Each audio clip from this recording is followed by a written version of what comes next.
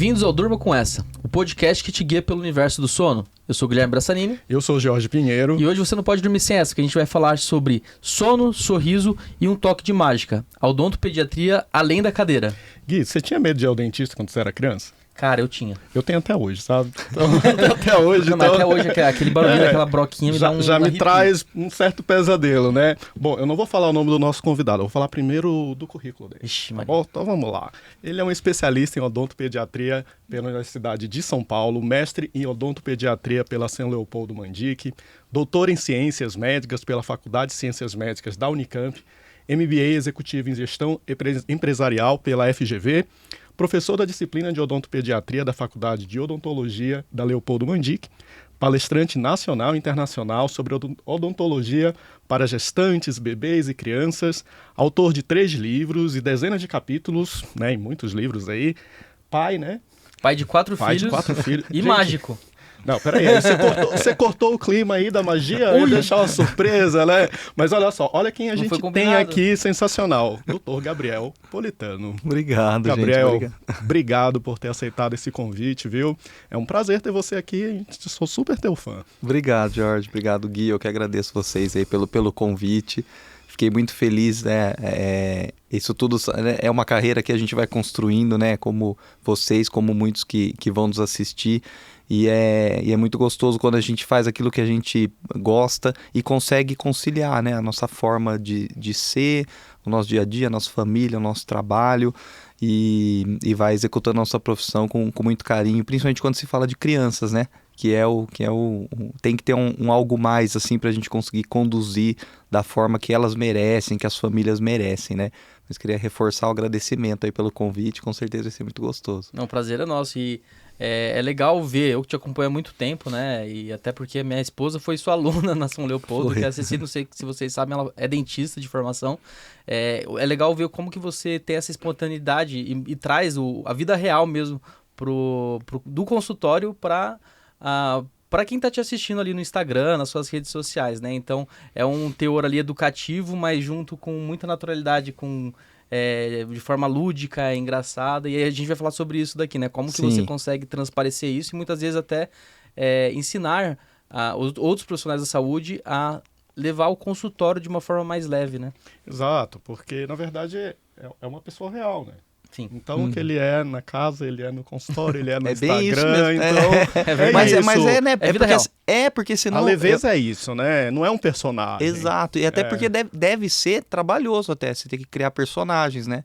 Se você é pai, você é odontopediatra, você tem empresa, você é dentista e você fica tendo que criar formas de aparecer, ou de mostrar, ou de gravar, ou de postar alguma coisa, que até deve ser até trabalhoso, você tem que... E aí uma hora, sei lá, uma máscara cai, né? É verdade, uma hora a Porque você verdade não consegue. aparece, né? Aí quem te conhece olha e fala, mas isso aí não é assim, você não é assim, ou isso não acontece, você começa, não, porque eu faço isso, aí quem trabalha com você fala, não é isso aí, né? Então é interessante, mas é melhor, eu acho que em rede social a gente ser bem espontâneo, porque é aquilo e acabou, né? Inclusive os erros, né? É o que eu digo em aula, né? Em curso, eu falo, o que eu mais prefiro em curso profissional, assim, para colegas, é falar dos erros. Seja quando eu falo de gestão de consultório, seja quando eu falo de parte técnica, porque o acerto é meio que óbvio, é meio que todo mundo ensina, é o que a gente mira a fazer. Mas a gente erra pra caramba, né? Em um monte de coisa. Eu acho que esses erros que acabam ensinando muito mais, né? E isso também traz... É uma coisa meio que espontânea, né? Tem que expor de uma forma natural, né? Até porque a gente não está buscando um Oscar, né? Está buscando Exato. mudar a realidade de saúde das pessoas. Exatamente. Né? Então, é importante isso. É. Gabriel, assim, a odontologia é algo que te faz os olhos brilharem, né? Então, e atender criança, né? Eu acho que é um desafio que em todas as áreas aí da saúde tem profissionais que optam nem por atender criança, né? Já Exato. tem, e você se especializou em odontopediatria. Quando a gente fala de sono, a odontopediatria, ela tá... Eu acho que é uma das áreas da saúde que primeiro identifica alguns sinais precoces, né, de que essa criança não está dormindo tão bem. E muitas vezes o dentista, a gente já ouviu alguém falar que ele está na boca do gol, né? Ele está percebendo ali a coisa acontecer. Na sua prática, que você é experiente, professor, o que você identifica muito na avaliação da criança? Às vezes chega aquela criança lá com uma cárie ou com uma respiração inadequada, aquela criança que está com desenvolvimento dental alterado, o que é que você mais identifica naquela criança que não está dormindo bem e você olha e diz assim, puxa, precisamos conversar sobre sono. Tá, legal. É importante, Jorge, que a gente, inclusive, parte desse início, né? Assim, o início da consulta, né? E o meu último livro publicado é muito sobre isso, que chama Método 90-10. O que é o método 90-10? É um método de abordagem de consulta, nas consultas preventivas, por exemplo, onde o 90% a gente faz no escritório, não na cadeira do dentista. Até porque a gente atende a criança desde pequenininho, desde os 6 meses, 1 ano, os pais estão levando. E é a grande... Imagina uma criança com um dente no consultório, eu brinco assim, e se o dentista focar a sua consulta ou a sua precificação na limpeza e no flúor, né, um dente, a mãe vai pedir até desconto, né? Falar, o que você vai fazer na boca do meu filho? É muito mais conversa e orientação. E dentro disso vem toda essa anamnese, que aí a gente já conversa e detecta tudo. Então, de fato, a anamnese ela começa pela saúde geral. Então, a boca é a última da última coisa que a gente conversa, né? E nessa anamnese, o que você falou, exatamente, as questões de sono, de respiração, hoje em dia elas são muito, muito evidentes, né? E muitas crianças apresentam essas questões. E essas questões que estão diretamente relacionadas à saúde bucal.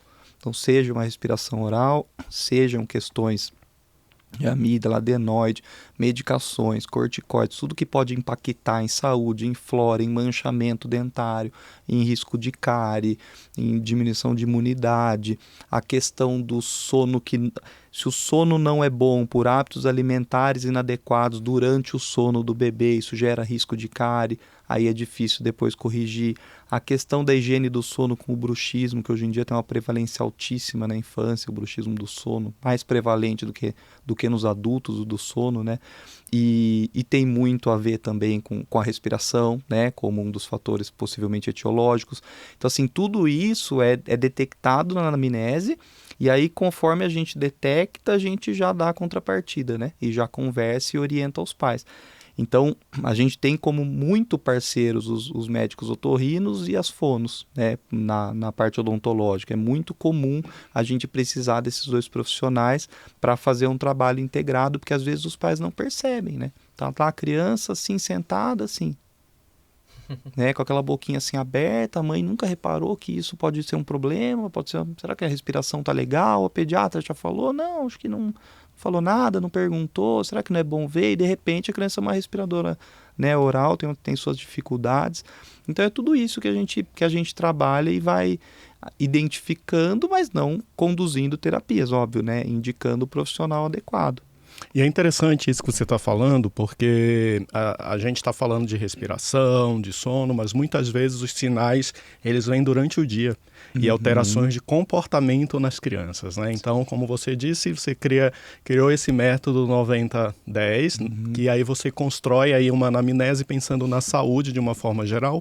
E a gente sabe, por exemplo, que problemas de concentração, hiperatividade, dificuldades de até mesmo alteração de comportamento, a criança pode ficar mais agressiva porque não está dormindo bem.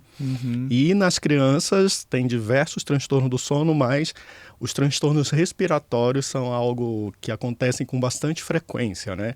E aí chega lá, nossa, a criança está de boquinha aberta, aqueles dentes que estão crescendo de forma irregular, ou às vezes tendo infecção de repetição porque estão respirando errado, e vem aí essas questões de comportamento que muitas vezes os pais vão buscando aí diagnósticos até muitas vezes menos frequentes e não passa pelo sono, né? Sim. Então, que conselho você fala aí para os colegas dentistas que estão lá no consultório e que gostam de atender criança e que esse olhar aí, às vezes, ainda não está tão voltado para essa questão do sono e buscar essas alterações de comportamento? Sim, perfeito. Inclusive, dentro da anamnese, exatamente, a questão comportamental também é discutida, né? Então, assim, essa questão sistêmica, né?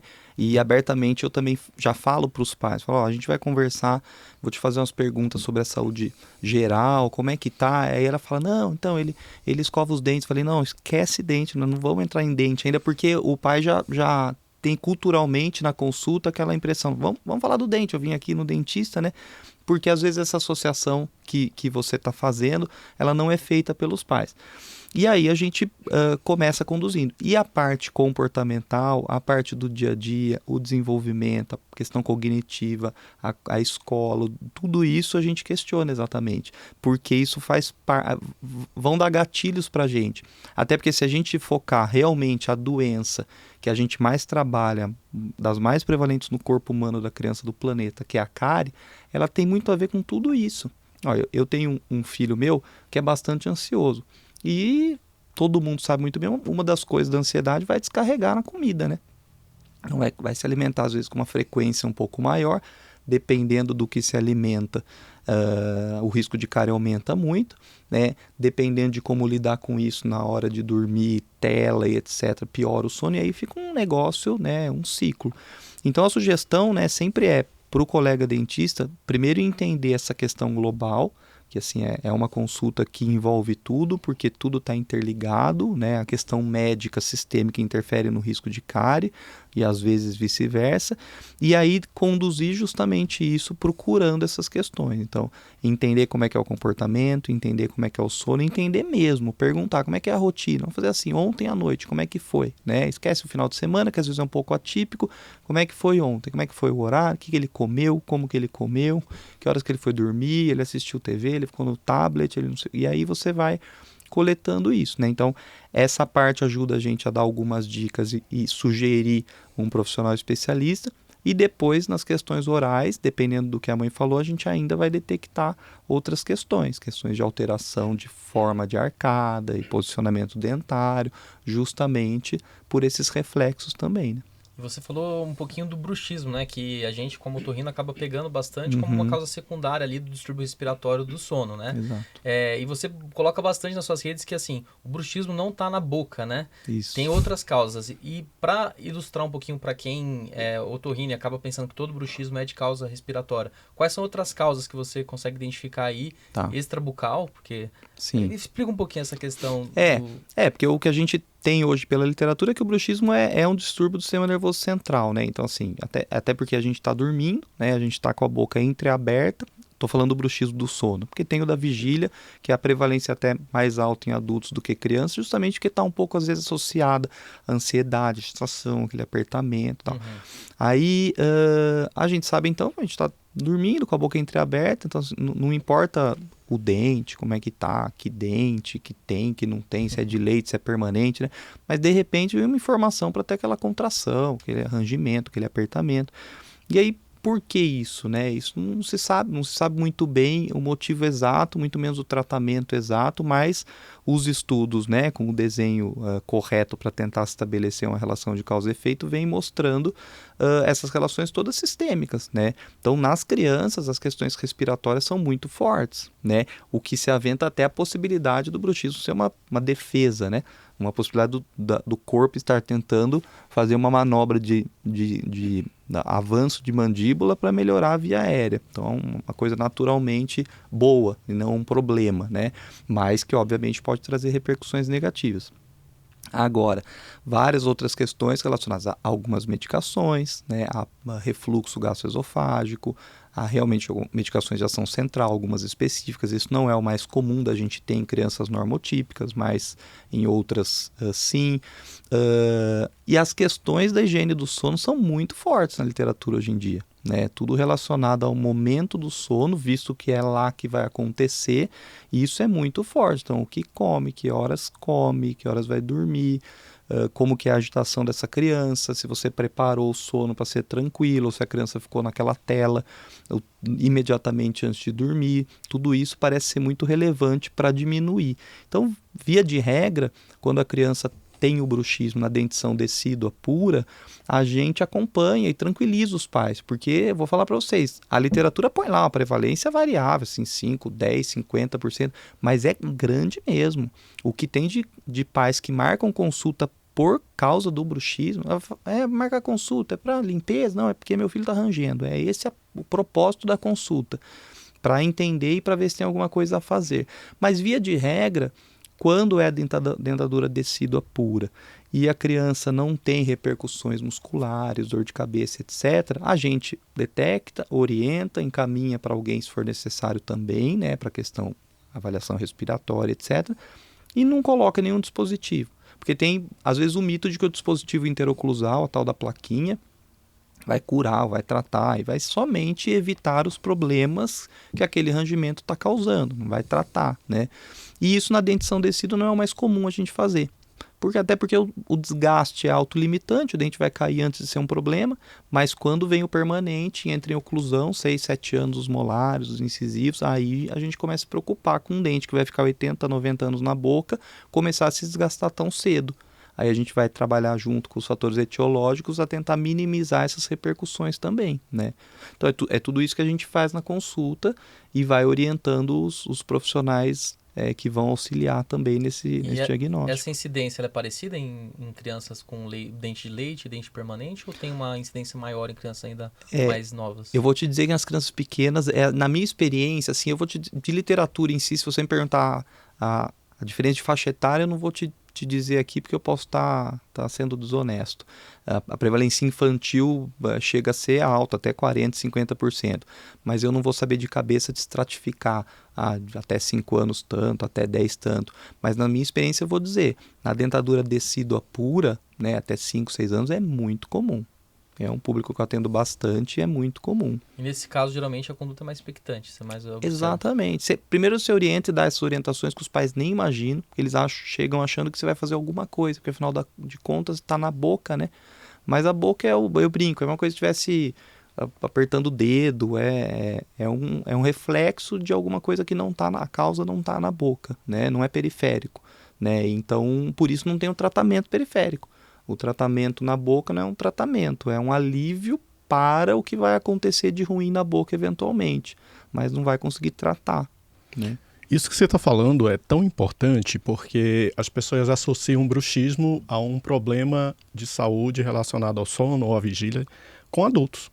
Então as pessoas, a gente que trabalha na área do sono, a gente tem esse conhecimento que realmente é muito prevalente também em crianças. Geralmente é criança e o adulto após ali os 35, 40 anos. Então tem essa mudança.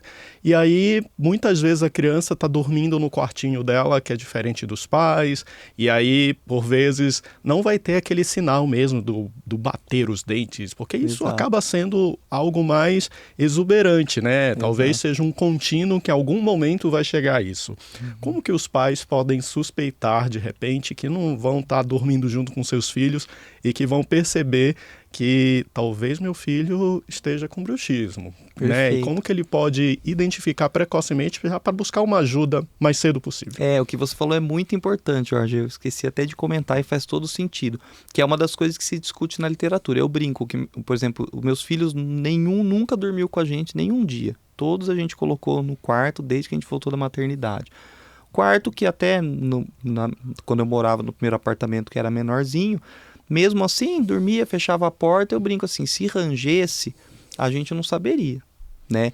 E esse diagnóstico, entre aspas, né? Porque a gente sabe que você pode ter um diagnóstico mais fiel com polissonografia, alguns outros exames que, às vezes, com a criança não vai ser o caso, mas é muito dos pais. Aí, tem a criança que dorme com os pais. E aí tem o segundo problema também. Aí eles sentem, eles ouvem, e aí a percepção disso é gravíssimo, é grave, não é? Vai depender da profundidade do sono do pai ou da mãe. Tem pai que vai falar que meu filho range demais. A mãe fala, range, eu nem sabia. Mas ele dorme com a gente, mas eu não acordo, porque meu sono é pesado, o seu é leve. E aquela percepção do é muito ou é pouco, porque é um barulho que assusta. Tem gente que julga que é muito. E às vezes não é tanto. Então tudo isso é difícil até para quando a pessoa sabe o diagnóstico. Aí a gente vai no exame clínico fazer a avaliação muscular, avaliação da abertura, fechamento, palpação muscular e ver os desgastes dentários, né? Então esse seria, porque em casa eu vou te dizer, na prática, se os pais não dormem junto com a criança ou dormem em quartos distantes, com a porta fechada, possivelmente eles não vão saber. E o desgaste dentário são características específicas que a maioria não vai detectar sozinho, principalmente no início. Alguns vêm detectando, sim, apontam e falam, mas aqui todo mundo veria mesmo, né? Porque já é um desgaste muito avançado. E a dor, essa queixa de dor não é o que a gente mais vê em criança, entendeu? A dor muscular. Então, na maioria dos casos, a queixa quando eles vêm é porque eles ouviram mesmo. Então é interessante que a criança faça esse acompanhamento regular com o odontopediatra, que não é só para o bruxismo, é para diversas questões, né? Para até identificar precocemente isso, né? Porque já que essa prevalência aí está aumentando. Você enxerga que essa sociedade que é um pouco ansiogênica, né? Que está aí estimulando adultos, crianças a ter esse comportamento de ansiedade, seja por exposição a muita tecnologia, né? Às vezes eu recebo no consultório criança que a mãe fala que está tendo pesadelo e muitas vezes a criança está lá utilizando um vídeo e até tamanhas horas da noite. E às vezes nem é um vídeo de um conteúdo violento ou coisa assim, e a criança tem pesadelo porque isso acaba estimulando o sistema nervoso central, deixando uma hiperexcitação, né? E aí você enxerga que nesses seus anos aí de atuação na odontopediatria, essa mudança social que a gente vê hoje tem colaborado para esse aumento aí da prevalência? Sem dúvida, eu vejo isso em casa, não preciso nem ir consultório. Então o santo de casa faz milagre. A gente tenta fazer algum milagrinho lá. Mas é bem isso, por exemplo, eu tenho 2 adolescentes, tenho filhos de 14, 12, quase 15, 12, 9 e 6. E todos eles já estão numa fase que assim, querem ver as coisas, querem conhecer. A gente vivenciou com eles na fase de escolar de pandemia, ou seja, teve que comprar um tablet, alguma coisa para dar conta de 4 na escola. Não tinha nem lugar em casa para fazer a escola em casa, né? Com tela, uma para cada, daí fica lá. Aí quero isso, quero aquilo. Você vai, libera um pouco, bloqueia, aí o horário pega. Por quê? Porque o grande problema, né? Aí voltado para a questão do sono, às vezes mais próximo principalmente, é um momento que tá todo mundo em casa, é um momento que você dá, às vezes, uma liberada e você tem que travar, então dá uma briga. E na vida real é isso, né? Não adianta eu dizer diferente, porque na minha casa eu vivo isso. É um momento que a gente mais tenta segurar e impedir. E é fácil falar bloqueia, a gente tem, por exemplo, bloqueador e tal, mas na prática você perde a mão um pouco, né? Ter um aqui, o outro ali, aí briga e não sei o quê, e você tá resolvendo coisas, você tá trabalhando, então a gente perde um pouco a mão. E, infelizmente, essas coisas existem, né? E em existindo, a gente não consegue, às vezes, ser totalmente radical. Então, é importante, seja mais próximo do sono ou fora desse horário, durante o dia, tentar trabalhar isso, né? Porque, de fato, a modernidade trouxe um nível de informação cerebral muito grande. Eu acho que tudo muito rápido, né? Se você pegar a rede social, aquele negócio fica aquele dedo passando, aquelas tela, tudo curto, rápido, encharcando o cérebro. Eu imagino que o cérebro vai dormir meio cansado mesmo e agitado, né? Então deve ter toda essa relação. Então tudo isso é trabalhado, né? Mas eu acho que é uma geração, um pouco pelos meus filhos eu vejo, e pelos meus pacientes, que eu acho que é um número muito maior, né? Que tem tido suas dificuldades, né? Tanto as crianças têm tido as repercussões, como os pais as dificuldades de como lidar, né? Acho que é natural. E tem o profissional Gabriel e tem o pai Gabriel, né? Então a gente sabe que, e assim, a vida não separa isso. Não, o pai tem menos paciência. E assim, o sono a gente sabe que é uma experiência compartilhada, né? Então, assim, às vezes o grande desafio de a gente trabalhar um sono infantil é porque muitas vezes as pessoas acham que a criança, eu, pai e mãe, ter uma rotina como eu quiser e o meu filho não vai sofrer consequências disso. E quando, na verdade, é toda uma conversa familiar, né? Sim. Então, você como pai de 4 filhos, né? E aí eu tô perguntando para o pai, como que você lida com essa experiência compartilhada, seja de sono, seja de qualquer outra condição, que até com crianças e adolescentes, né, faixa etárias diferentes. Então, como você disse agora, o desafio aí do ensino em casa, né, com vários tablets, momentos diferentes e desenvolvimentos em pontos diferentes também. Essa é a parte difícil, viu, Jorge? Porque é bem isso, assim, são idades diferentes, situações diferentes que a gente vivencia, necessidades diferentes. Então, a gente não tem um quarto para cada um em casa, né? Então, assim, já começa isso, mistura de quartos, aí mistura horário que um dorme, que o outro dorme, o outro tá não sei o quê, daí aí tá estudando, quando vai entrar o outro reclama, daí acorda, daí desperta, daí os outros dois estão brigando. Então, assim, de fato, assim, é muito mais fácil isso, obviamente, é muito mais fácil a gente conseguir fazer do jeito que a gente quer, e a gente conseguia isso com o primeiro, até vir o segundo, com 2 anos e pouco, aí você vê como a coisa vai muito mais lisa. Agora, se eu pegar a minha 4ª filha e ver como que a gente consegue conduzir um ambiente caseiro, tranquilo, pro momento de sono dela, foi impossível, porque não tem, criança é criança, né? E não adianta você estressar. Fica podando, né? Não dá pra você isso. Você fica brigando o tempo inteiro, você fica, e assim, a casa fica um estresse, então você tem que, lógico, pontuar, mas assim, de fato, criança é criança, eu brinco assim, estranho eu falo isso pra minha esposa, às vezes, calma, né? Principalmente com o nosso mais velho, que vai fazer 15, adolescente, de fato, todo mundo fala assim, você tá tendo trabalho? Espera chegar na adolescência, é fato isso daí, né? Olha aqui. É outro tipo de trabalho totalmente diferente, psicológico, assim, interessante. Mas é isso.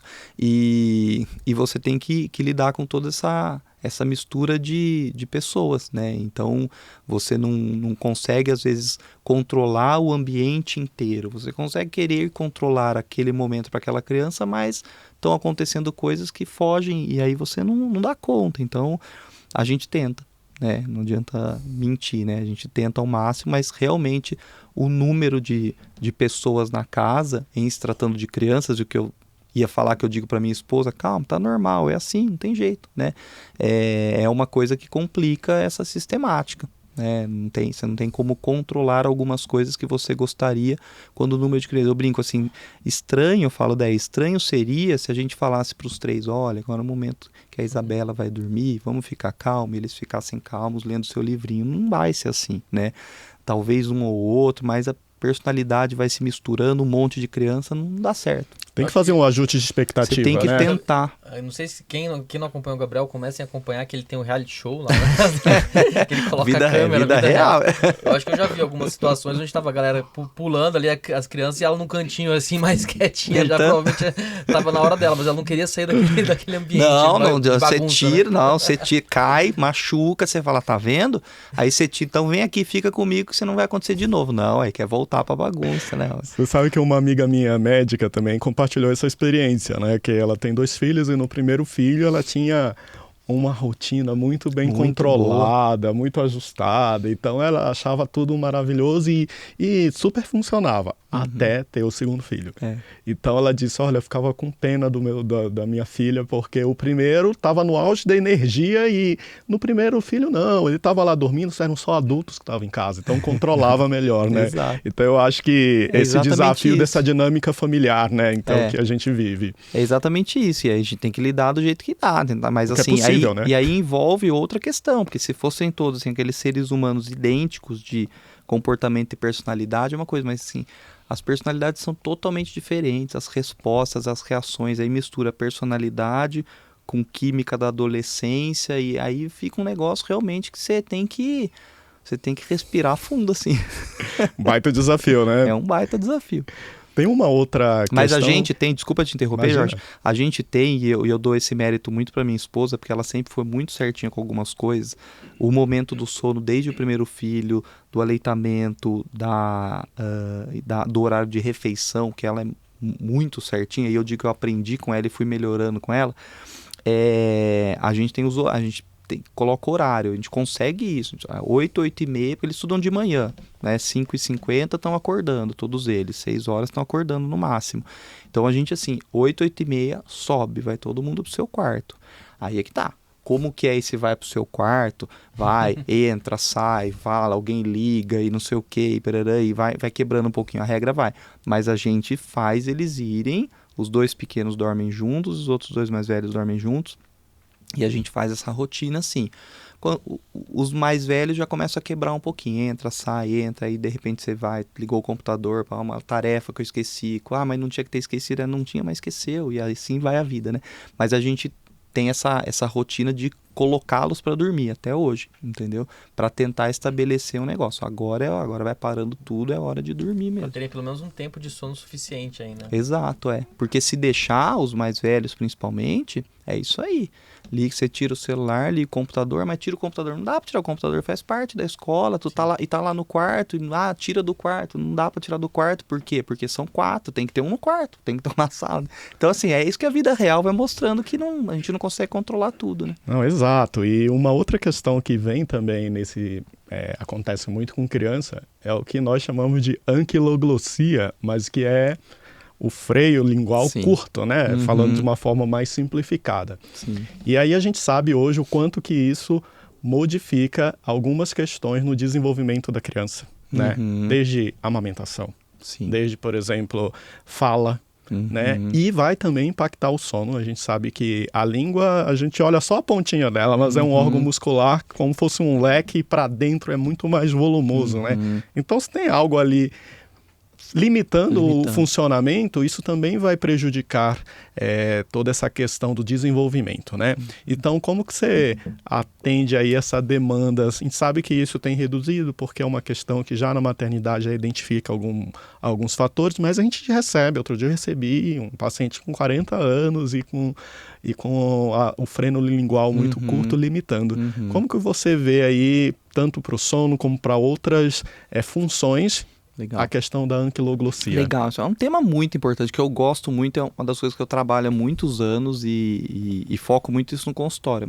É um dos procedimentos que eu faço bastante, ao mesmo tempo que eu tenho muita cautela, porque ao mesmo tempo que os estudos foram evoluindo sobre isso, também virou uma coisa que qualquer coisa agora é um frênulo alterado, e nem sempre ele é, né? Porque eu brinco que há 20 anos, quando eu fiz a minha especialização, eu aprendi exatamente isso com um professor excepcional.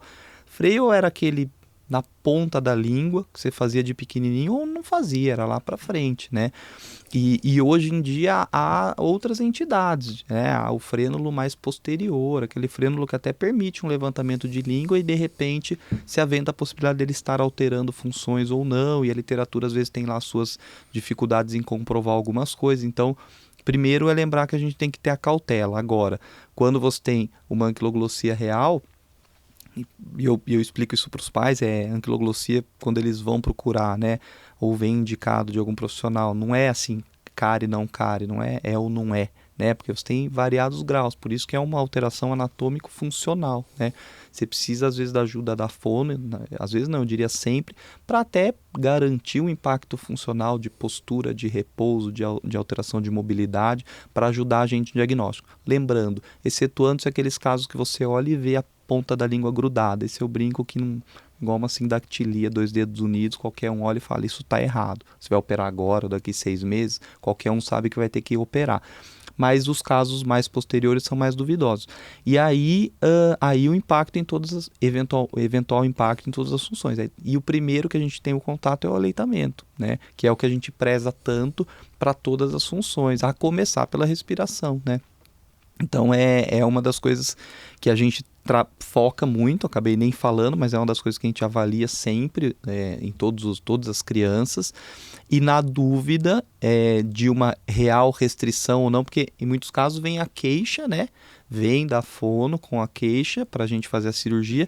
Em outros casos, não. É uma rotina odontopediátrica que você detecta uma possível restrição, só que a mãe não detectou nenhuma alteração funcional evidente. Mas às vezes a mãe não sabe detectar, né? Vocês também devem vivenciar isso. A mãe percebe que a mastigação não está eficaz.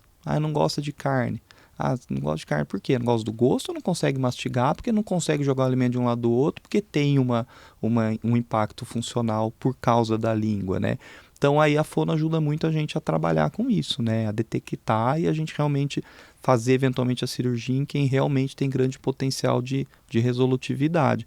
E é uma das coisas que tem aparecido muito no consultório, já há 10 anos, né? Desde que a lei em 2014 saiu, é uma coisa que entrou muito mais em evidência e o boom de estudos também aumentou muito, até chegar nos estudos que a gente tem hoje de obstrução do sono, né? De apneia obstrutiva, na infância também relacionada à anquiloglossia, né? Essa relação também. Então é o impacto, de fato, a língua é um órgão muito relevante, muito complexo, né? E muito importante, que o simples repouso inadequado, uma língua mais baixa, já pode impactar em um monte de coisa, no crescimento também, né? E condicionando essa língua de forma errada, né? Quanto mais tempo eu demoro em diagnosticar e tratar isso, quando tem uma indicação de uma intervenção, seja mais simples ou uma intervenção mais cirúrgica, né? O que a gente percebe é que desaprendeu essa língua. E lembrando que a língua é um órgão que também tem uma deposição de gordura, ela tem essa distribuição aí, ela é irregular, e que a gente sabe que é um ponto de colapso importante, pensando em apneia obstrutiva do sono, né? Um dos mais importantes aí. E aí agora a gente vai entrar num momento que eu acho fundamental e que você é uma pessoa que traz luz aí para os consultórios e para a atuação, e os papais e mamães amam, né? Que você modificou um pouco esse cenário da odontopediatria, né? Porque às vezes a gente vem aí, a odontologia, ela vem se modificando de uma forma muito positiva, né? No sentido que a gente via em gerações e gerações os nossos bisavós, os nossos avós que tinham problemas dentários, muitas vezes não tinham oportunidade de ser atendidos por um dentista, por um prático, e aí fazia a retirada de dentes, e aí a gente viu que a odontologia foi crescendo e trazendo aí uma mudança nesse perfil, né? E no Brasil o cenário é mundial. Exato, referência. Destaque, né, Brasil? Sim. É referência mundial, né? A gente sabe isso, que vem pessoas de fora tratar aqui. E a odontopediatria também é algo que modificou e cresceu, né? Então hoje a gente vê profissionais especializados nisso. E aí a experiência do medo de ir ao dentista também é algo que às vezes até desmotiva alguns dentistas de seguirem nessa área, né? Mas você trouxe um olhar lúdico para isso tudo, né? Então eu queria que você comentasse como que surgiu, se foi o pai Gabriel que trouxe isso para a odontologia, ou foi o odontopediatra que levou muitas questões para o pai Gabriel, como que funcionou? Se legal. quiser ir mais para trás ainda, falar assim, por que você decidiu fazer Entrar, né? odontopediatria? Então, você sabe o que é nisso. engraçado? Que eu não vou mentir, né? E quando me perguntam isso, por exemplo, a minha esposa, ela é ortopedista funcional dos maxilares e ortodontista, né? Ela fez as duas especialidades. Mas ela fez odontologia para fazer ortopedia funcional.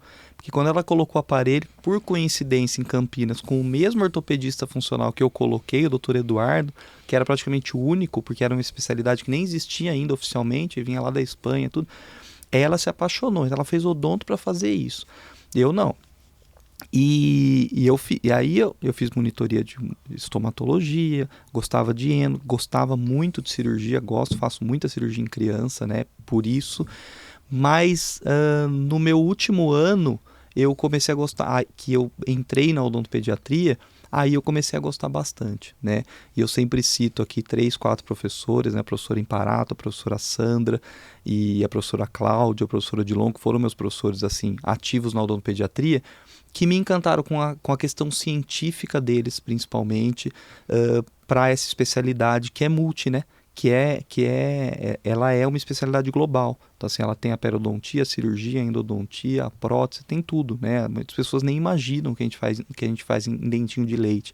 Uma criança com 3 anos de idade, com destruições por trauma ou por cárie, a gente reabilita, faz canal, faz pino, faz coroa total, faz próteses em crianças que têm displasias, ausências de dentes, prótese total, dentadura, tudo, né, em criança, que é muito coisa de um especialista mesmo, que às vezes as pessoas nem sabem que existe.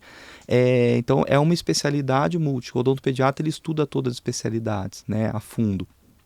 E aí eu acho que mistura com um pouco o meu jeito mesmo, é o que você falou. Que aí eu sempre fui meio brincalhão, assim, o jeito de ser, essa história de mágica e tal. E aí eu acho que deu o gatilho. Então foi no 4º ano da faculdade que eu despertei e falei, cara, acho que é isso aí que eu quero. E aí realmente decidi. Então já emendei essa especialização logo depois, né, da graduação. Eu falei, isso que eu quero e vou fazer especialização direto. Então foi meio por isso. E de fato, Jorge, né, o que você falou é muito importante porque eu digo assim, olha gente, se eu perguntar para vocês, né, poxa, será que tem um tratamento em dente de leite que é mais difícil que no dente permanente? Vou dizer, não tem nenhum. A restauração do dente de leite é mais fácil, o canal no dente de leite, que tem canal, mas é uma técnica mais simples. A extração não vai ser difícil como vai ser no permanente. As próteses tendem a ser mais simples, apesar de existirem. E aí, por que que o dentista que atende adulto não quer ver essa criança nem pintada de ouro, né? Porque quem carrega esses dentes fáceis, entre aspas, é difícil. E quem carrega esta criança que é difícil, que são os pais, às vezes também tem suas questões na abordagem. Então, se tem um diferencial do odontopediatra, é a abordagem, porque não tem outra, né? A parte técnica é obrigação. O dente de leite é mais simples que o permanente. O diferencial que o pai ele não quer a melhor resina do mundo, a melhor escultura naquele dente do fundo que ele nem enxerga. Ele quer o filho sentando na cadeira sem trauma, sem medo. E aí entra toda essa questão, né? Essa questão de como lidar. Não só com a criança, mas com a família também. Então, uma forma leve, né? E tem que tomar cuidado para não espetacularizar demais também. Não sei nem se é essa palavra, mas não transformar num espetáculo muito grande, porque depende da família, não é assim. Tem família que vai ter uma forma mais light, uma criança que, se você for muito espetaculoso, você vai assustar. Entendeu? Então, não é sempre. Essa sensibilidade de entender até mesmo em qual criança você brinca mais, faz piada, faz uma mágica assim ou assado, ou a família, você tem que ter aquela sensibilidade assim, nos primeiros minutos de recepção da família, do pai, da mãe, como te cumprimenta, como senta, você já vai para um caminho ou para o outro. Porque às vezes a gente dá essa impressão, né? Ah, o lugar é divertido, você cantando, gritando, fazendo não sei o quê. Não, é todo mundo que tem família que vai falar, não, você sabe que eu tive uma experiência muito interessante, a minha clínica nova, modéstia à parte, ficou muito linda mesmo, a gente mudou, ficou uma coisa maravilhosa, assim, esteticamente, colorida, grande, bonita. E eu tive uma experiência que eu contei para pessoas, as pessoas ficaram bravas e eu achei interessante, de uma mãe que entrou em contato, quis falar comigo e falou, olha, não é o estilo que eu gostaria para meu filho, porque eu achei uma coisa muito over. Olha que interessante, não é over, mas é colorida, ela é mais minimalista, assim, ela queria uma coisa mais simples, ela queria um ambiente mais, talvez menos colorido, menos para a família, menos assim para a criança, entendeu? Uma coisa menos chamativa. E tem gente que fala, pô, faz tudo isso e a mãe reclama. Eu falo, não, é uma característica dela, né? E eu falei, e eu conversando com ela, eu falei, olha, de fato a gente faz um ambiente assim, como o salão de cabeleireiro faz, como um buffet infantil faz, porque a grande maioria das crianças gosta disso. Mas eu entendo e fique tranquila que a abordagem pessoal, ela é individualizada, com você e com o seu filho, porque o ambiente às vezes fica aparecendo, como você aparece ou como você se mostra. Então eu queria ressaltar isso, que apesar desta questão, a sensibilidade do profissional em saber como lidar com cada família é interessante. Tem alguma metodologia, alguma forma de você tentar identificar isso antes da família chegar no consultório? Legal. Tem umas perguntas da ficha não de anamnese completa, mas a ficha de identificação que eles preenchem à distância já. A gente analisa a fundo, eu ensino isso para os alunos, e aí tem a equipe né, nós somos em 22 na clínica. São 12 pessoas contratadas, mais 21, mais 9 dentistas que atendem as crianças, que fazem os aparelhos, e o doutor André que faz o adolescente. Isso em Campinas. E a de São Paulo tem menos, mas nós somos também em 9, eu acho. Todo mundo tem que estar por dentro disso. Todo mundo tem que estar ligado nisso, todo mundo tem que praticar da mesma forma, não só o Gabriel, né? Porque afinal de contas a clínica chama, mas não é todo mundo que eu vou atender. Nós temos 5 cadeiras lá em Campinas, 2 aqui em São Paulo, e todo mundo tem que estar na mesma pegada. E aí já desde a recepcionista, que tem que entender isso. Então aquela ficha, olha, a profissão do pai e da mãe é importante. A escola que a criança estuda, qual a filosofia? Uma escola Waldorf, uma escola construtivista, porque isso mostra já a forma de ser daquela família, de pensar em relação à educação, a forma de ser, de lidar. Então isso já ajuda muito. Profissão, escola que estuda, apelidos, tem irmão se não tem, tudo isso já vem antes. E o profissional é obrigado a ler isso antes, para, se não veio escrito por uma falha, tudo, de preenchimento da ficha, saber que é importante coletar isso para que a conversa flua. Essa individualização é importante, porque para não parecer que a gente consegue lidar com todas as crianças da mesma forma, porque tem criança que assusta com uma coisa muito over de fato, né? E às vezes a gente dá a impressão de que com criança tem que ser, e não é todo mundo. Às vezes é um acolhimento mais aconchego, entendeu? Tem criança que vai no pediatra e às vezes fica agitada, não consegue fazer o exame, e aí passa lá com você e você consegue, às vezes, fazer um tratamento super delicado e a criança topa tranquilamente. A mãe diz assim, nossa, parece que o Dr. Gabriel fez mágica, mas o Dr. Gabriel faz mágica literalmente, né?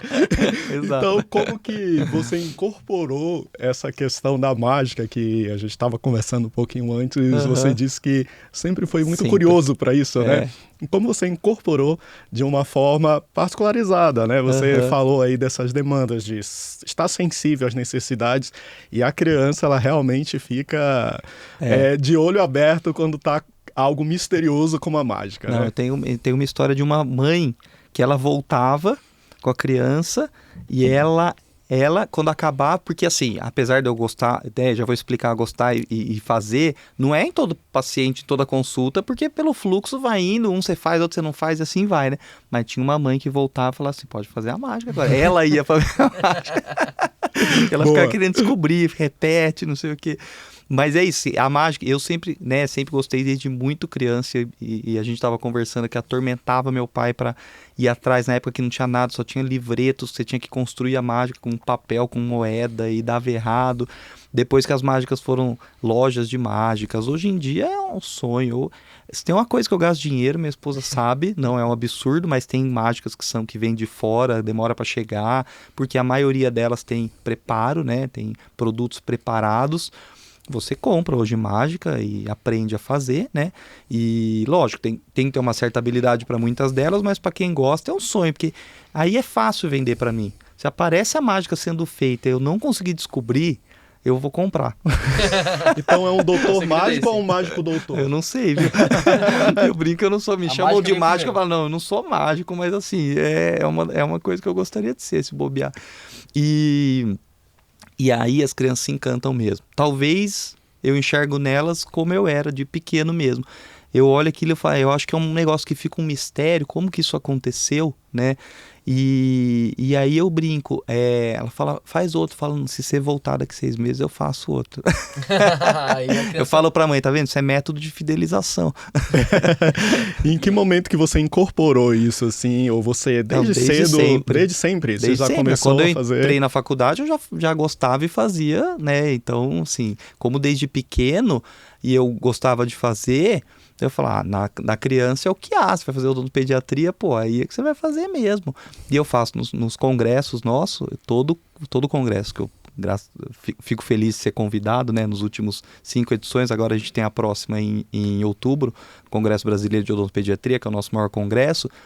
Eu sempre faço uma mágica no final, mágica de palco, assim, maior, sabe? Sensacional. Tem, então aí já são mágica no final. Então vai ter uma quero uma aqui. mágica. Se vocês não tiverem um baralho, eu tenho aqui, eu faço mágica pra vocês. Todo pra mágico adulto. traz pelo menos uma moedinha, um baralho no bolso, né? Então... E assim, você também, além de um gestor de clínica, né, e que trouxe um olhar super particular, acho que você trouxe a sua personalidade, né? É uma clínica que eu imagino que a sua esposa esteja junto, Sim. todo esse processo. Você também é um pesquisador, você é um professor, palestrante, né? Então você influencia pessoas, né? Eu acho que isso também é uma questão importante. Como que você transfere, né, toda essa energia, essa alegria de atender crianças, porque a gente sabe que realmente há um preconceito, às vezes a gente entra aí, a gente está numa época que a estética ela é muito forte, né? Então a gente entra tanto na medicina, na odontologia, outras áreas, eu já quero fazer algo ligado à estética, né? E como que hoje você pode influenciar novos profissionais a seguir por ramos que as pessoas dizem, nossa, não, eu vou estudar 5 anos, depois fazer uma pós, isso não dá dinheiro, eu não vou fazer isso, né? Não dá dinheiro, então eu vou fazer outra coisa porque eu preciso agora, eu quero crescer e o dinheiro acaba sendo um foco, infelizmente, para muita gente. Sim, perfeito. Sabe que você... Eu vou dar um spoiler aqui que você tirou a carta da manga como um mágico. Eu acabei de passar... Eu fiz uma mágica, então, sem saber. O título da minha aula para o Congresso Brasileiro, que eles estão começando a divulgar, que vai ser em outubro, e o meu título... Não vou lembrar exatamente, mas foi assim, a odontopediatria não é um hobby, que eu vou falar na sessão de empreendedorismo. Odontopediatria não é um hobby. Se você não entender isso, você vai fazer HOF. É uma brincadeira, porque a harmonização orofacial É exatamente o que você falou, é uma especialidade muito buscada. E outro dia alguém falou assim, nossa, o Gabriel não gosta de HOF, né? Eu falo, não, minha esposa faz harmonização orofacial, né? Ela paga para fazer botox, preenchimento, não sei o que, não tenho nada contra, não. Mas a questão é que a odontologia, né, muitos estão migrando por isso que você falou, buscando eventualmente um resultado financeiro. Eu brinco assim, olha, se para criar uma clínica como a que eu criei, e 5 filhos a odontopediatria é possível, eu não sei, mas com 4 filhos é possível sobreviver disso, porque eu sustento minha família com odontopediatria. Ou seja, é possível, né? Por quê? Porque se os pais pagam. Os pais pagam para os seus filhos, porque eles querem o que? Então, se eles enxergarem valor nisso, eles pagam. Então, a odontopediatria é uma excelente especialidade. Ainda mais estando no Brasil, onde há uma cultura. Sabe, mês que vem agora eu vou dar um curso em Portugal. Lá, antes da pandemia, eu ia anualmente dar aula lá, e a odontopediatria, as odontopediatras de lá falavam, não tem fazer um bebê com 1 ano e meio vindo no dentista é praticamente impossível. Eles não têm essa cultura. Não tem, na América do Norte, Europa, não tem a cultura que tem aqui. Aqui, a mãe leva com 1 ano e meio, 2 anos, ela chega pedindo desculpa. Nossa, eu sei que eu demorei para vir. Fala uma coisa linda ouvir isso. Então, a gente está num país que culturalmente a saúde bucal é bem vista. As pessoas se preocupam com a saúde bucal. Levam seus filhos desde cedo. Você está numa cidade que tem crianças. Eu brinco, você vai no shopping, você vê 500 crianças, ninguém está no seu consultório, o problema não é da odontopediatria, o problema é seu. De alguma forma você não está se posicionando ou aparecendo. Né? Então, assim, tem que entender que a odontopediatria existe, as pessoas procuram e ela vai dar certo. Então, é importante isso. Ou seja, eu falo isso para meus filhos, né? Eu falo, não importa o que você vai ser, faz direito. Você fala assim, eu vou ser pipoqueiro, você vai ser pipoqueiro. Se você tiver uma visão boa, você vai ser pipoqueiro, você vai criar um segundo carrinho de pipoca, você vai colocar alguém para ajudar a vender pipoca, de repente você está criando um negócio de vender pipoca, né, e você vai dar certo. Não importa a sua profissão, se você quiser e entender que esse mercado existe e dá para ampliar, não tem erro. Então, assim, se tratando de crianças, eu acho que com a pirâmide aí vai invertendo, né? As pessoas estão tendo cada vez menos filhos, isso é fato, mas sempre vai ter criança para quem se diferencia.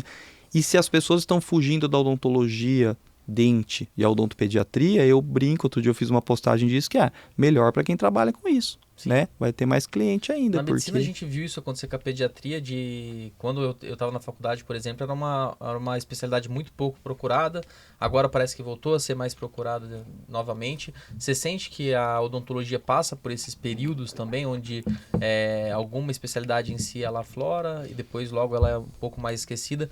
A HOF está muito em alta, eu brinco, eu vou no CIOSP todo ano por causa da Ceci, né, por causa da doutora Chegui, e isso já faz, acho que 9 anos que tem a doutora Chegui, que a gente vai no CIOSP, 10 anos.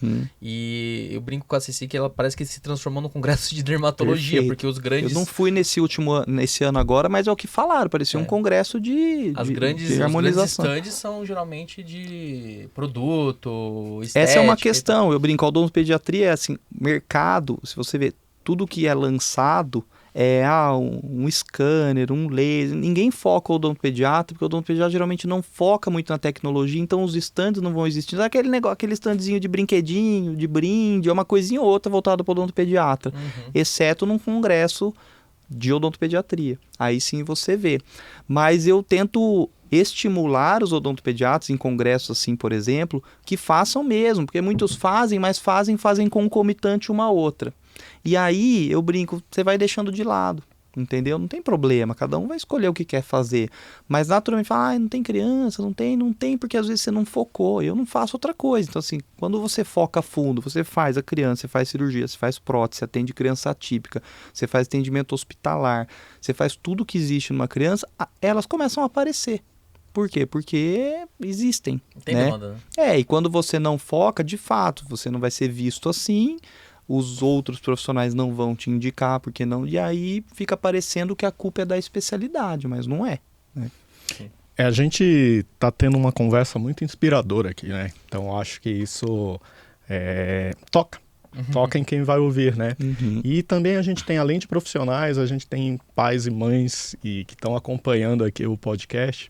Aí eu queria que você deixasse uma mensagem especificamente para para esse público, né, sobre a importância da odontopediatria e desse acompanhamento regular, né, porque às vezes a gente só procura o dentista para tratar um problema. E na verdade a odontologia também é prevenção, né, é muito mais do que tratar a consequência, né, e como a gente iniciou aqui a nossa conversa, por vezes o dentista vai perceber sinais precoces que vai chegar outro profissional, seja a fonoaudiologia, a medicina e outros, só quando está bem estabelecida, né? Sim. Então, como que funciona aí para o papai e para a mamãe? Que dia que ele tem que levar o seu filhinho para o odontopediatra? Legal. Você sabe que, assim, no meu doutorado, eu trabalhei eu fiz na área de obstetrícia, né, na medicina, com gestantes, né, relacionando infecção periodontal com risco aumentado de pré-eclâmpsia. Porque a gente já enxerga na gestante o maior potencial para abordagem. Porque se eu perguntar para vocês, se a gente falar de um tema que a gente não falou, chupeta, por exemplo, e eu receber uma criança de 1 ano de idade no consultório com um dentinho nascendo, 2 dentinhos, a mãe fala, tá bom, tá oportuno. Eu falo, para a prevenção de cárie, tá. Quando você vai conversar da chupeta, já era. Já pôs, já tá usando demais, se a gente falar de tirar, já complicou. Então, olha só que interessante. Para algumas coisas, o nascimento do primeiro dente é oportuno, para outras é tardíssimo, porque já foi. Por exemplo, anquiloglossia e risco de impacto no aleitamento. É tarde, mas pelo menos hoje está se avaliando de forma mais precoce. Então, em teoria, existe o pré-natal odontológico. Não sei se vocês já ouviram esse termo, né? Mas é uma abordagem de orientação na gestação, principalmente focando coisas que são importantes antes do dente. Porque do dente, se a mãe tiver essa consciência de levar, legal. Então, em resumo, tem coisas que são importantes antes, por isso uma conversa antes é legal, mas se for levar a criança em si, entre 6 meses e 1 ano é um momento muito bom, porque você aprende. Né? Você aprende a cárie que vai acontecer em um dente nascido, ou nos 20 de leite, ou em todos permanentes, os fatores etiológicos são os mesmos. A forma de prevenção é a mesma.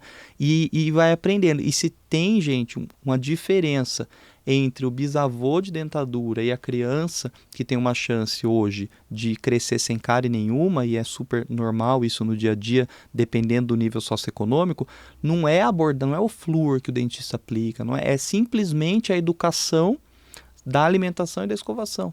Coisas que os tataravós não sabiam, os bisavós não sabiam. Então a gente tem claramente uma decaída de próteses, de dentaduras, de restaurações nessas gerações vivas, reflexos só do conhecimento. Então é isso que a gente aplica na consulta. Esses 90% aí. Essa conversa para educar e mostrar para os pais de hoje que não sabem mesmo como é que acontece a cárie, como é que acontece as doenças gengivais, como é que tem essa toda a relação que a gente estava falando com as outras questões sistêmicas. E aí essa conversa a cada 6 meses, a cada ano, vai depender do risco que a gente estabelece, a gente sugere o retorno, não é uma regra também, mas isso vai acontecendo com um investimento pequeno, mas você vai trazendo saúde e educação para a criança. E o outro lado que é ir ensinando diretamente para a criança. Aquele negócio de santo de casa não faz milagre, né? O pai fala, vai escovar o dente. Aí quando chega no consultório a gente mostra umas fotos, uma criança um pouquinho mais velha, faz uma coisa mais educativa, lúdica, já dá uma alertada e a criança passa a mudar o hábito. Então tem toda essa questão, porque se ela não criar o hábito agora, a chance de depois dos 6, 10, que ela mudar e ela entender isso, geralmente não vem muito fácil. Então, desde pequenininho é o ideal. Levar o filho ao odontopediatra não precisa ser um pesadelo. Não é para ser, não vai ser. Não se esquecendo que o choro pode existir, aliás, vai existir provavelmente normal, né? Até 2 anos e meio, 3 anos, 3 anos e meio. A criança não vai entender, na hora de fazer uma limpezinha, uma escovação, ela tende a chorar, tá tudo bem, não é um estresse tóxico, vai acontecer em casa também, é importante, é saudável, a criança vai aprender e na consulta também. Vai ficar mais chato se houver doença para tratar. Aí sim. Então, eu queria que você falasse um pouquinho, porque a gente que é otorrino, a gente acha que já é um pesadelo fazer nasofibrolaringoscopia em criança, né? Tem, inclusive, alguns colegas que acabam falando, só faço a partir de tal idade. Eu acabo fazendo em todas as idades. Esses meses atrás, eu fui até chamado lá no Einstein para fazer uma crise de menos de 1 mês. Mas nunca vi o tubinho. Dá uma peninha, mas lógico, a criança acaba não sentindo quase nada. Como que é a tua tática, tanto com a criança quanto para os pais, para explicar a realização de um procedimento na cadeira. E quando que você tem a sensibilidade de falar, nossa, esse procedimento em si é melhor a gente realizar em centro cirúrgico? Acontece algum caso assim? Acontece vários. E hoje em dia, Gui, vai muito da opção dos pais, né? Então, assim, todos os procedimentos em que são curativos, por exemplo, e que a anestesia local é eficaz, a gente sempre diz, olha, dá para fazer no consultório. E a escolha pela anestesia geral, pela sedação profunda, anestesia geral no hospital, não é por ineficiência da anestesia local, e sim por maturidade da criança. Vou tirar uma pinta de uma criança de 2 anos, porque eu preciso. Nossa, o médico vai internar no centro cirúrgico para a criança dormir, é o mesmo motivo. Dá para fazer local e tirar, né? Mas por que não? E o médico é muito mais prático, a família entende muito mais fácil o médico levar no centro cirúrgico para pequenos procedimentos. E o dentista parece que é estranho, mas às vezes os procedimentos são imensos. Então é super normal. Eu faço muito centro cirúrgico, né? Muito caso hospital. Quinta de manhã e sábado de manhã minha agenda é arriscada para isso, para hospital. E muitos dos casos é por imaturidade. E às vezes não por escolha nossa. Vou dar o exemplo, a cirurgia de freio lingual. De uma criança que tinha um freno duvidoso, amamentou mais ou menos, foi passando, né? E tá difícil a introdução da fala 2,5, 3 anos, tal. É aquela idade em que a gente está acostumado a fazer canal em crianças de 2 anos, 3 anos, 1 ano, que cai e quebra, tem que ser na hora. Vai segurar a criança e vai fazer. Abridor de boca, anestesia local, criança gritando, é a forma de abordagem, de urgência, né? Agora, quando é algo eletivo, a gente discute com os pais, olha, a gente te dá conta, é o nosso dia a dia, mas existe uma opção de fazer com ele dormindo. Isso é no hospital, pela segurança e tal. E hoje em dia tem sido muito comum essa opção, porque é um estresse, né? É tenso, não é todo pai ou toda mãe que suporta.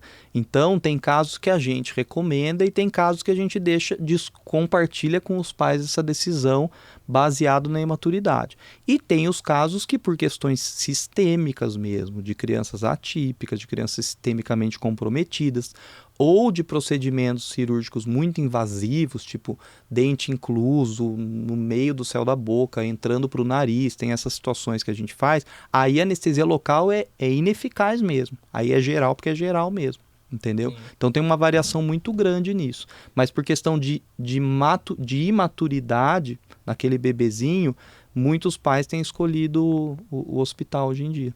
Sensacional. O Gui tem uma pergunta surpresa que sempre fica para nossos convidados, né? Mas antes que ele faça, eu queria que você deixasse aí, sei que você é super conhecido, mas quem está conhecendo o seu trabalho através do podcast pela primeira vez, onde que eu encontro o Dr. Gabriel? Né? Site, rede social, YouTube, sei lá, como que a gente te encontra? Para uma palestra, até para o atendimento mesmo, para assistência na área da odontologia pediátrica. Legal, eu vou deixar meu Instagram é @GabrielPolitano. Aí eu tenho a clínica de Campinas, que é @odontopediatriacampinas. A clínica de São Paulo é @AteliêOralKids, né? E aí eu respondo eu mesmo. Tem gente que fica pensando que eu tenho equipe, não, que é a sua equipe que responde. Como que ele dá conta, né? Tô impressionado. Não, mas gestão do tempo. Como que faz essa gestão? Mas você sabe que eu dou aula de gestão de tempo. Eu tenho curso de gestão que eu dou, né? Boa, já faço o curso do Gabriel de gestão do tempo. A gente tem uma empresa de cursos de gestão e uma das aulas que eu dou é de gestão de tempo mesmo. E é difícil, não que eu seja perfeito nisso, mas é bem questão de gestão de tempo. Tem método, perfeito, porque senão realmente você não dá conta. Até o ponto de conseguir conciliar não só para as questões de trabalho todas anexas, porque você fica no operacional atendendo crianças, mas ao mesmo tempo no meio do caminho monta a aula, responde coisas, como ter o tempo para a família também, né? Isso é super difícil, né? Acho que todo mundo hoje em dia passa por isso, não é? Né? Não desafiador, todo mundo, não tem alguém que tá, eu brinco, não tem alguém que tá em casa, sobrando tempo, com o pé para cima. Eu penso nisso porque assim, eu chego em casa, eu tento chegar antes do Mateus, que ele tem 5 meses, e dormir para poder ficar um pouco com ele, mas depois que ele dorme eu volto a fazer minhas coisas. Mas vai chegar um momento que ainda não vai dar para fazer exatamente assim. Então, eu vejo que me falta tempo. Então, às vezes é questão de se organizar em algumas tem muito método aí interessante em gestão de tempo descrito na literatura e etc, mas é difícil mesmo, né? E até mesmo você negar algumas coisas, né? Sim. O não faz parte. O não faz parte, porque senão... Sobre isso, né? Porque senão você complica, né? Senão você começa a ter dificuldade. Pergunta surpresa. Então, eu tô com medo dessa aí. Não, então antes... Toque os tambores. Lembrando que tem mágica ainda, hein? Tem mágica? Se vocês não então- tiverem um baralho, eu tenho aqui, ó. Não, vamos fazer a mágica. Mas, então, assim, a pergunta é a seguinte: qual mensagem você tem pra passar pro pessoal que tá ouvindo, assistindo a gente aqui, que ele não pode dormir sem essa? Uma mensagem chave que ele vai sonhar ali e vai fazer o diferencial na vida, na carreira dele. Você diz para os pais ou para o profissional? Para quem você quiser dizer. Vou focar os profissionais, então. Como professor universitário e tendo contato com a geração atual, né, tenha paciência, né, não deixe de estudar, não deixe de se dedicar, né, a vida não é profissional, acho que pessoal também, mas profissional, não é tão rápida como esses videozinhos, né, que as coisas se resolvem, você muda o seu rumo a hora que você quer, não é assim, né, então assim, se dedicar muito, estudar, mas eu diria principalmente paciência. Você tem uma meta, planeja. Esquece que ela não vai vir em 2, 3, 4, 5 anos. Ela vai demorar para chegar no ápice mesmo, né? Então, eu acho que essa paciência e essa dedicação são as coisas mais importantes, que é o que tem faltado. Às vezes o imediatismo, né? Ou querer um resultado muito rápido, ele pode atrapalhar a pessoa numa meta que ela tinha, num planejamento que ela tinha. Então, acho que talvez seja uma dica importante para essa geração atual, assim. Dica de ouro. Vamos ter mágica? Bora! Vocês não têm baralho, né? Não, então não trouxe baralho. Não, o mágico sempre traz alguma coisa. Sempre vem aqui, pronto, sempre vem pronto, né? Nunca falta um baralho. Mas eu não vou encostar nesse baralho, não. Nossa. Essa aqui é mágica de pai, tá bom? Tá bom. Eu não sei se vocês têm maturidade para ver essa mágica aqui. Vocês vão dormir com essa aqui, ó. Vocês sabem quantas cartas tem no baralho? Você sabe, vai, você joga truco, não joga? Eu jogava, mas tem baralho Kelly, reduzido. ajuda a gente aí. Olha, então, você tá contando os coringas, né? sem os coringas. 50. 52. Né? 52, pronto. As 2, 3 até o rei, né, e os 4 naipes, né? Então assim, tem um baralho aqui. Vocês vão escolher uma carta. Vocês podem combinar, um fala o número, outro fala o naipe, mas é uma carta. E aqui tem uma coisa que vai acontecer aqui com esse baralho, com a carta que vocês falaram. É impressionante até, porque eu não vou nem encostar, vocês vão escolher aí. Pode 4. escolher. 4 de copas. Certeza. Eu falo certeza umas 51 vezes até chegar na carta que eu queria, entendeu? Pra gerar dúvida, né? Mas tudo bem, pode ser o 4 de copas. É essa carta. Pode ser. Então tem uma mágica aqui, que é um baralho normal, não tem nada demais, né? Mas tem alguma carta que vai estar virada ao contrário. Que você vai falar assim, não é possível, né? Não é possível, porque o baralho tá aqui e não... É o Ice que vocês falaram, né? Não. Qual que vocês falaram? O 4 de copas. Aqui, Ice. É o Ice, né? 4 de copas. Hã? Não. Ice. Outro, passou ali. Outro Ice. Ice, é só Ice. É só Ice que tem. Vocês falaram o que mesmo? 4 de copas. Ixi Maria, aqui tem coisa, isso aí é o carta mais aqui, ó. Então vai. Vira essa carta aqui. Essa aqui? É. Você escolheu. Pode virar. Vai, vira aí. O que tá escrito aqui? Gente, 4. você escolheu quarto de... 4 Ah, não, de... peraí. Não, gente, Não, tá não é escrito aqui, possível. você escolheu o quarto de copas. Não, tem que filmar Não, isso aqui. gente, Calma, isso aqui não é possível, planejado. não é planejado. Isso aqui não é possível. planejado. Filmar aqui? Isso é aqui não é porque planejado. o Ice, pode ver aí, ó. Tá vendo, ó? O Ice é o Ice. Vocês nunca ouviram falar o Ice no volante? O Ice é o Ice aí, ó. Gente, Ok. sensacional. Aí, isso ó. não é Eu falei que vocês não iam ter maturidade pra Vocês assistir. Olha aqui, ó. Vê aí, ó. Quarto de copas. Viu entendeu? aí, ó. Não tem como. Ó, Tá vendo? Essa e não daí- foi combinado. Essa daí faz a mãe voltar, ela fala assim, não, faz de novo. Fala, não faço daqui 6 meses se você voltar, entendeu? Bom, Nos então, bastidores a gente vai você vai saber ter como que é que- voltar daqui a 6 meses pra Eu vou trazer voltar um novo pra fazer truque, outra, viu? porque essa aqui já foi. Gabriel, Alguém tá procurando, não vai achar sensacional, ali. É isso aí, sensacional. ó. É isso aí, são essas aí só. Você fala, aí meu filho pergunta assim, mas e se fosse outra, papai? Se fosse outra, ia estar impressa também, porque é mágico, entendeu? Ah, gente, É ó, assim. eu tô impressionado. Gabriel, obrigado aí pela sua participação, vocês, pô. pela sua energia. e por tudo isso que você entregou aqui. É sempre um prazer e esse canal fica aberto. E você que acompanha a gente aqui no podcast, você compartilha esse episódio com quem você acha que precisa conhecer mais sobre esse assunto. Dá uma curtida também no episódio para ajudar a engajar nas redes sociais. E siga a gente no YouTube, no Spotify e no nosso Instagram, @DurmaComEssaPodcast. A gente se vê num próximo episódio.